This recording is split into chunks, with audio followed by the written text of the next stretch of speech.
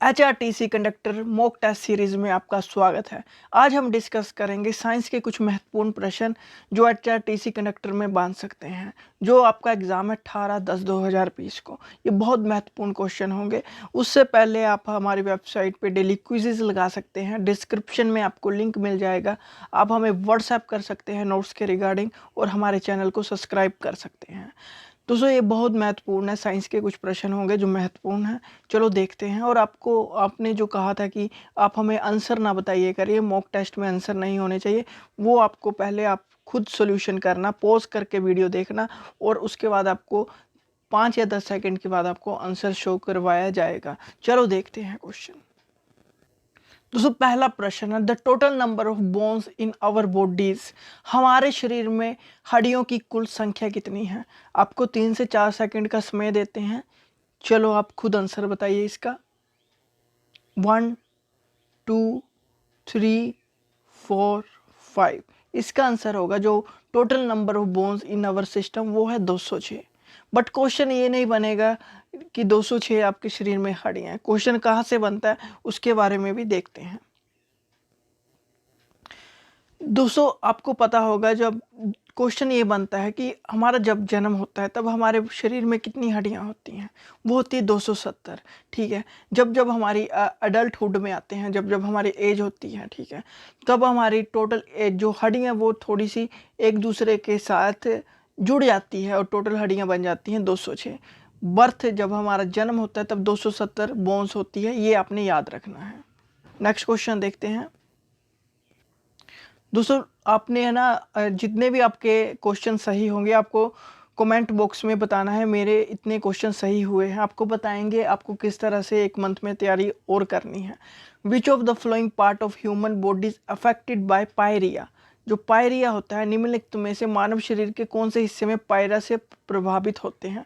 जो पायरिया से प्रभावित होता है मानव शरीर का हिस्सा, वो होते हैं दांत और मसूड़े, अर्थात टीथ एंड गम्स। ये आपको याद रखना है। और देखते हैं, इसके बारे में थोड़ी सी चर्चा कर लेते हैं। दोस्तों ये सिम्टम है पुअर डेंटल हाइजीन, मतलब कि दांतों की सफाई ना रखने के कारण ये पायरिया होता है। हिंदी में भी पढ़ते हैं कि जो पायरिया होता है दांतों में होने वाली एक गंभीर समस्या है।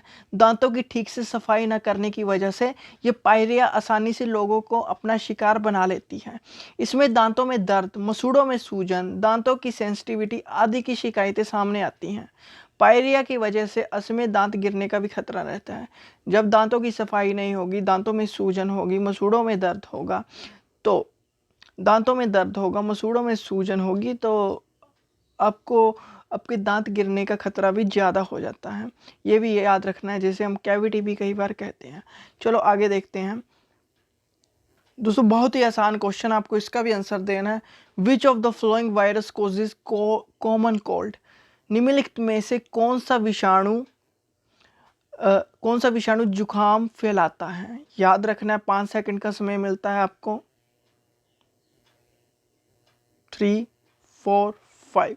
इसका आंसर है दोस्तों, देख लिया, इसका आंसर आपने टिक कर लिया होगा, वो है रीनो विषाणु। रीनो विषाणु की वजह से जो जुकाम फैलता है।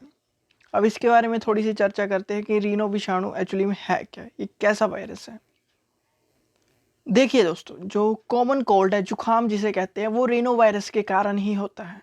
राइनो वायरस के कारण होता है जो कॉमन कोल्ड है। ठीक है। जो जुकाम आपको होता है किसके कारण होता है? राइनो वायरस के कारण होता है। इसमें होता क्या है कि it is a common viral infection of the nose and throat. ठीक है। गले और नाक में जो इन्फेक्शन हो जाता है, जैसे जुकाम, गला खराब, वो राइनो वायरस के कारण ही होता है। It is transmitted by virus infected airborne droplet. ठीक है। एयर में छोटी छोटी ड्रॉपलेट वायरस की होती है, उसके कारण भी ये इन्फेक्ट करता है हमारी बॉडी में, जिससे हमारा गला खराब और जुकाम होता है। अदरवाइज ये डायरेक्ट कांटेक्ट के कारण भी आपको इन्फेक्ट कर सकता है। किसी ह्यूमन को हुआ है तो आप उसके साथ कांटेक्ट में आते हैं तो आपको भी ये वायरस हो सकता है। दोस्तों मैं फिर से कह रहा हूँ, आपको हमारे नोट्स चाहिए होंगे तो आप हमें व्हाट्सएप कर सकते हैं। आपको मैंने शुरुआत में अपना व्हाट्सएप नंबर बताया, नहीं तो आप डिस्क्रिप्शन में चेक कर सकते हैं। नेक्स्ट क्वेश्चन देखते हैं। दोस्तों एक क्वेश्चन है कि photosynthesis take place faster in. जो प्रकाश संश्लेषण है डैश में तेजी से होता है। इसका आंसर आपको 5 सेकंड में सोचना है। 1 2 3 4 5।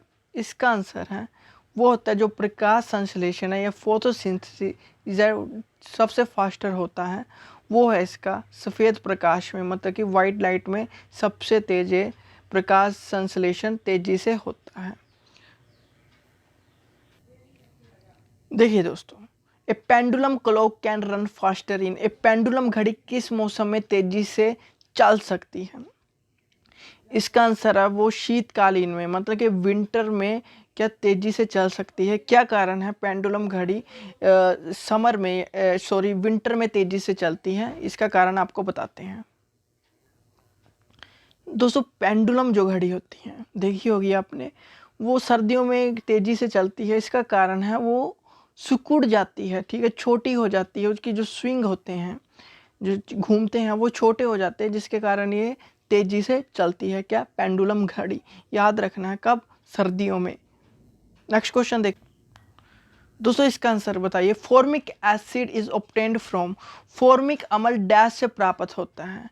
रेड डांट से, फैट से, विनेगर से या ऑरेंज से? किन इन चारों में से किससे होता है? लाल चींटियां, बसा, सिरका, संतरा। 5 सेकंड आपको मिलते हैं। 1 3 5। इसका आंसर है दोस्तों रेड आंट्स, लाल चींटियों से जो फॉर्मिक एसिड आपको मिलता है। किस तरह से मिलता है उसके बारे में भी बात करते हैं।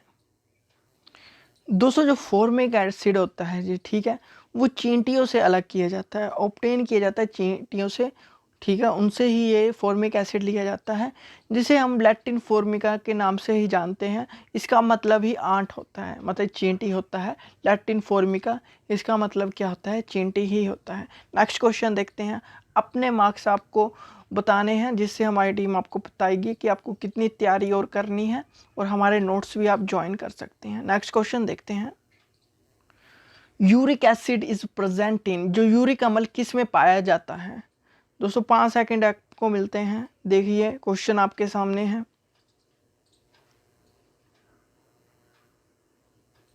3 5। टाइम खत्म।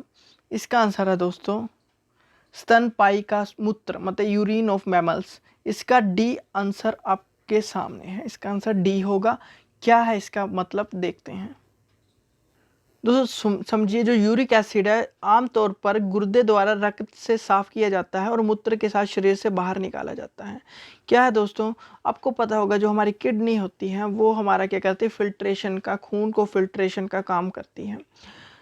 जो यूरिक एसिड है इसके थ्रू ही, ब्लड के थ्रू फिल्टर होता है, और जो वेस्ट मटेरियल होता है वो हमारे जो मूत्र के थ्रू, ठीक है, यूरिन के थ्रू बॉडी से बाहर निकलता है। कौन सा मटेरियल? लिक्विड जो मटेरियल होता है वो हमारे किसके थ्रू? वेस्ट मटेरियल होता है, यूरिन के थ्रू बाहर निकलता है। नेक्स्ट क्वेश्चन देखते हैं। तो heart attack occur due to, दिल का दौरा पड़ने का कारण क्या है? Bacteria, stopping of heart beat है, lack of blood supply to the heart itself, impairment of heart's working due to unknown reason. क्या है इसका आंसर? आपको 5 सेकंड मिलते हैं, ध्यान से पढ़ लीजिए। इसके आपको 10 सेकंड मिलते हैं, ठीक है।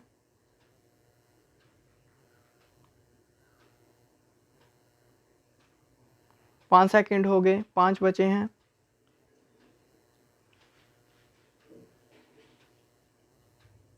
दोस्तों, इसका आंसर है lack of blood supply to the heart itself, मतलब कि इसका आंसर होगा डी। इसका आंसर होगा, कौन सा आंसर होगा इसका? सॉरी, सी इसका आंसर होगा। सी इसका आंसर होगा, दिल में रक्त की आपूर्ति की कमी, lack of blood supply to the heart itself. C इसका आंसर होगा। देखते हैं क्या मतलब है। देखिए दोस्तों, जो हार्ट अटैक है, ठीक है, दिल का दौरा है तब होता है जब हृदय की मांसपेशियां, जो हार्ट मसल होती है, ठीक है, के एक हिस्से में ऑक्सीजन युक्त रक्त का प्रभाव अचानक अवरुद्ध हो जाता है, मतलब कि जो ऑक्सीजन होती है कहीं ना कहीं ब्लॉक हो जाती है आपके मांस पे, आपके जहाँ पर चाहिए वो ऑक्सीजन वहाँ पे पहुँच नहीं पाती है और हृदय को ऑक्सीजन नहीं मिल पाती, जिसके कारण हृदय को ऑक्सीजन नहीं मिल पाती और दिल के दौरा इसी के कारण पड़ता है। इसे हम पर्सनली क्रोनरी हार्ट डिसीज़ के नाम से भी जानते हैं। ठीक है, क्रोनरी हार्ट हृदय रोग के रूप में भी इसे हम जानते हैं। नेक्स्ट क्वेश्चन देखते हैं। Coffee is obtained from which part of the plant. पौधे से आपको पता होगा कॉफ़ी मिलती है, तो कौन से पार्ट से मिलती है? कॉफ़ी के पौधे के किस हिस्से से प्राप्त होती है कॉफ़ी? कॉफ़ी को पौधे के किस हिस्से से प्राप्त किया जाता है? 5 सेकंड आपको मिलते हैं। बहुत इजी क्वेश्चन है। 1 2 3 5। तो इसका आंसर होगा, ये मिलती है आपको बीज से, सीड से आपको मिलती है। अब बी इसका आंसर है, क्या है? सीड, जिसे हम बीज कहते हैं। इसके बारे में थोड़ा सा पढ़ते हैं। जब हम कॉफ़ी बीन्स को रोस्ट करते हैं, उसके बाद ही मतलब कि कॉफ़ी के बीजों को भूनते हैं, उसके बाद ही हमें कॉफ़ी पाउडर मिलता है। ठीक है, ऐसे कच्चे फिर हम उसे घर में बनाते हैं कॉफ़ी का, कोल्ड कॉफ़ी हॉट कॉफ़ी पीते हैं, कोई भी काम करते हैं। ठीक है, कॉफ़ी के पौधे से बेरी के बीज से होते हैं, बेरीज के बीज होते हैं कॉफ़ी के। ठीक है, उससे प्राप्त होती है हमें। ठीक है दोस्तों, इंपॉर्टेंट क्वेश्चन है, याद रखना है। PH value of neutral solution is उदासीन विलयन का पीएच मान क्या है? दोस्तों ये आपको पता ही होगा। 5 सेकंड। इसका आंसर होगा 7 पीएच मान है। ठीक है दोस्तों, याद रखना है। नेक्स्ट क्वेश्चन देखते हैं। Lactose is present in, lactose किससे प्राप्त होते, किसमें प्राप्त होते हैं? ठीक है, किसमें होते हैं लैक्टोज, किसमें प्रेजेंट होते हैं? वो होते हैं दोस्तों, 5 सेकंड आपको मिलते हैं। 1 2 3 4 5। वो है दोस्तों दूध से प्राप्त होता है। जो लैक्टोज है किसमें प्रेजेंट होते हैं? वो है दूध में प्रेजेंट होते हैं। ठीक है, ये दूध में होते हैं लैक्टोज। दोस्तों जो दूध होता है एक सफेद तरल पदार्थ है। Milk is a white liquid which contain nutrients like protein and lactose. इसमें जो लैक्टोज और पोषक प्रोटीन जैसे पोषक तत्वों की भरपूर मात्रा होती है, जो हमारे बॉडी के लिए बहुत ही लाभकारी है। चलो आगे देखते हैं। दोस्तों आज के लिए इतना ही। आई होप आपको वीडियो पसंद आई होगी।